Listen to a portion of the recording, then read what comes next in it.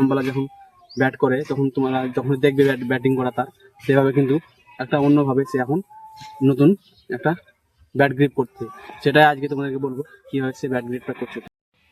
তো হ্যালো বন্ধুরা, তোমরা সবাই কেমন আছো? আশা করি সবাই ভালো আছে এবং সুস্থ আছো। তো আমার এই ভিডিওটা টপিক হচ্ছে হাউ টু ব্যাটিং ইমপ্রুভ, মানে আমরা যে ব্যাটিং ইমপ্রুভটা করবো সেটাই আমি তোমাদেরকে বলবো কীভাবে তোমরা নিজেকে একদম ভালো ব্যাটসম্যান করতে হবে এবং তোমার ব্যাটিং লেভেলটাকে আগ থেকে আরও ইমপ্রুভ করতে হবে। যেভাবে তোমরা খেলছো সে তার থেকেও একটা অ্যাডভান্স লেভেলে ব্যাটিং করতে হবে, সেটা আজকে এই ভিডিওর মধ্যে বলবো এবং চারটি স্টেপ বলবো এবং লাস্টের স্টেপটি এতটাই কঠিন সেটা তোমরা অবশ্যই দেখবে এবং সেটা যদি তোমরা প্র্যাকটিস করো সেই টিপসটা, তো অবশ্যই একদম ভালো ব্যাটসম্যান হতে পারবে এবং ব্যাটিং সুইংটাও ঠিক হবে। তো আমি প্রথম স্টেপ দিয়ে শুরু করবো। তো প্রথম স্টেপটা হচ্ছে আমাদের যে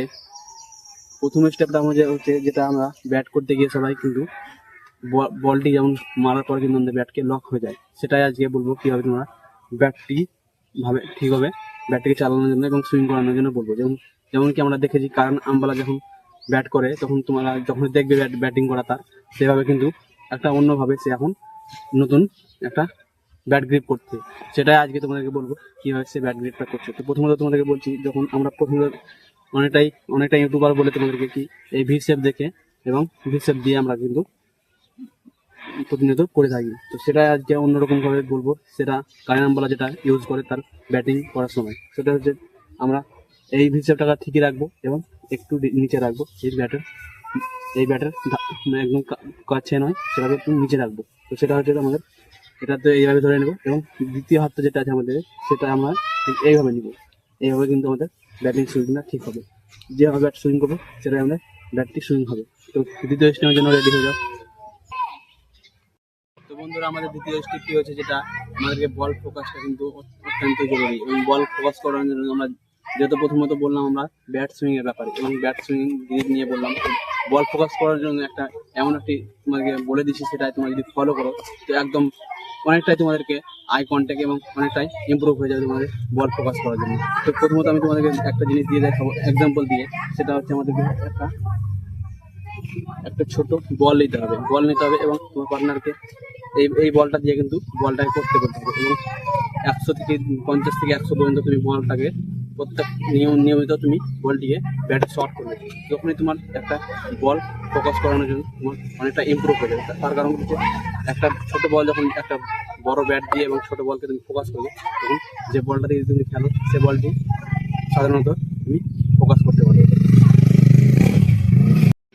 তো তৃতীয় স্টেপটি হচ্ছে আমাদেরকে অনেকটাই ইমপ্রুভ করতে হবে, যেটা আমরা মিডিল পার্টে তার লাগাতে পারি না, তার জন্য আমাদেরকে অনেকটা ইমপ্রুভ করানো দরকার আমাদের ব্যাটিং লাইনটাকে। সেটা আমাদেরকে বোঝাবো তোমাদেরকে কীভাবে ব্যাটিং ইমপ্রুভ করতে হবে। যে মিডিল পার্টে ব্যাট বল কানেকশন হয় না প্রতিনিয়ত আমাদের, যেটা এইভাবে লেগে যায় বা এই সাইডে লেগে যায়, তখনই আমাদেরকে এজ লাগা হয় আবার আউট হয়ে যায়। তো সেটাই আমরা আজকে ইমপ্রুভ করার জন্য একটা এক্সাম্পল দিয়ে দেখাবো। আমি প্রত্যেকটা ইমপ্রুভ করে দিই এক্সাম্পল দিয়ে দেখিয়ে দিই তোমাদেরকে ব্যাটিংটা করার জন্য।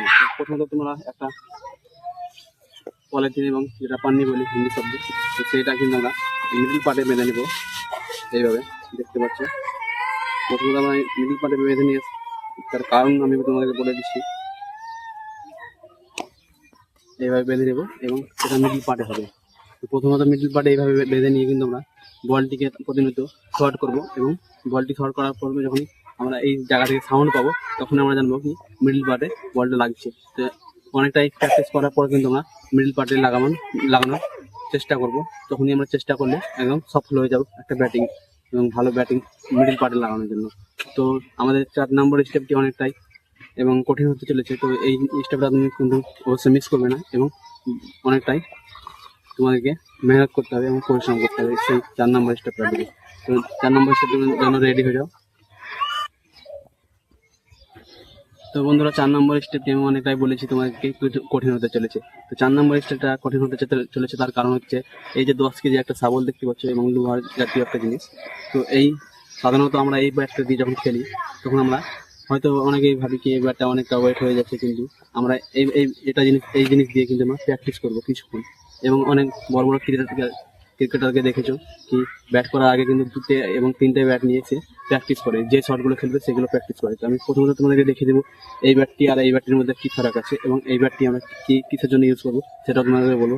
ভিডিওটা লাস্ট পর্যন্ত দেখবে। তো চলো আমি প্রথমত বলছি তোমাদেরকে যখন তুমি ব্যাট করার আগে এবং কোনো ম্যাচ খেলার আগে তুমি এইটা দিয়ে প্র্যাকটিস করতে হবে। আমি বলছি না তোমাদেরকে, কিন্তু তোমার বাড়িতে যখন করবে সেটা তখন করার কথা বলছি, এবং ম্যাচে করতে পারো দুটো ব্যাট নিয়ে। তো প্রথমে তোমাদেরকে যে এই ব্যাট এটা দিয়ে কিন্তু তোমাদেরকে অনেকটাই প্র্যাকটিস করে নিতে হবে, এবং যতটা প্র্যাকটিস করবে এবং যে শটগুলো খেলবে সেই রকমভাবে প্র্যাকটিস করবে, এবং যে শটগুলো খেলতে তুমি পারবে সেগুলো তুমি প্র্যাকটিস করবে। এই ভারী পদার্থ জিনিস দিয়ে যখন তুমি প্র্যাকটিস করবে, তখন তুমি যখন নিজের ব্যাট নিয়ে নিবে, তখন তোমার একটা সোহা যাবে, একটা তুলোর মতন ওজন লাগবে সেই ব্যাটটি। তোমরা যদি বিশ্বাস এবং তোমাদেরকে যদি সেটা মজাক মনে হয়, তোমরা ট্রাই করে দেখে নেবে, সেটা আমি তোমাদেরকে বলবো। আর আমার ভিডিওগুলো তোমাদের যদি দেখে ভালো লাগে, একটা লাইক করবে, এবং প্রতিনিয়ত ভিডিও পেতে হলে তো একটা চ্যানেলটিকে সাবস্ক্রাইব করবে, এবং টাটা বাই বাই।